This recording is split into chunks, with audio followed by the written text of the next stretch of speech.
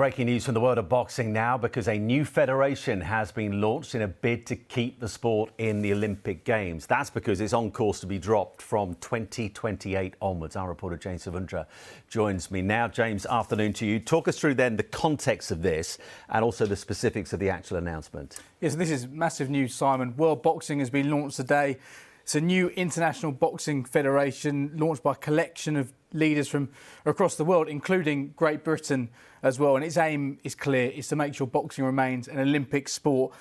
Now, boxing's not been included on the initial programme of sports for the 2028 Games in LA, and time is now running out to reverse that. So the reason why we're in this situation is there's been a real conflict between the IOC, the International Olympic Committee, and the IBA, the International Boxing Association. They've been suspended by the Olympic Committee since 2019, and that's due to years of controversy, including leadership, governance, alleged corruption, and also dubious officiating, which we saw in 2016. And since that time, they failed to address these issues and fully address them. So we're in a situation at the moment where there is a need for change, and this breakaway federation feel that they are the team to take the sport forward when it comes to being involved in Olympics. Now, it's a long process.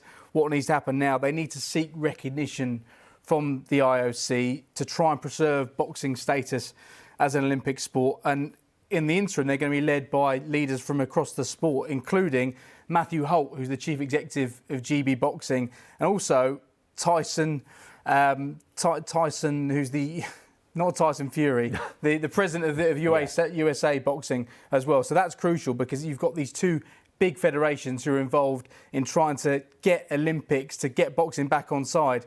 And also, crucially, they're looking to get athletes on the board as well on the executive committee. And Lauren Price, who you'll be speaking to a little bit later today, she's going to be one of the athletes who's representative on the board. And she, of course, won gold the last Olympics in 2021. So World Boxing, a new international federation, has been launched today. They're going to try and step in, gain recognition from the Olympic Committee to try and save boxing as an Olympic sport. And all because, as you've already talked about it, there is a real danger of it being dropped for Los Angeles in 2028. Were that to happen, and today's announcement is to stave that off from actually happening, but if it did happen, put into context how big a blow this would be for the sport. Well, it's absolutely massive. Firstly, it's Tyson Lee, who's the president of the USA Boxing, not Tyson Fury. Now, boxing's been contested at the Olympic Games since 1904. All but 1 year it's been part of the Olympic Games, and it's given us so many incredible moments down the years. Think of 2004, Amir Khan as a teenager winning silver.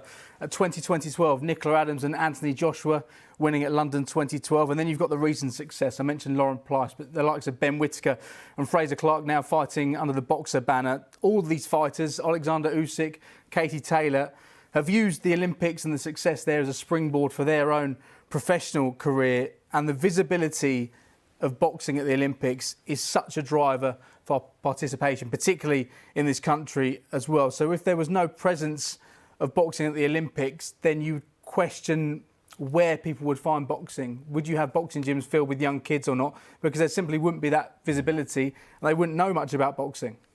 What happens next, James? I guess the key question is, how does this newly formed group get IOC recognition? Well, following today's launch, they need to try and get as many national federations on board as well. And the conversations they had with the media today suggest that there are a number of people who want to see a change. They're not happy with what's happened over numerous years when it comes to amateur boxing. But that is crucial, isn't it? Seeking recognition from the IOC.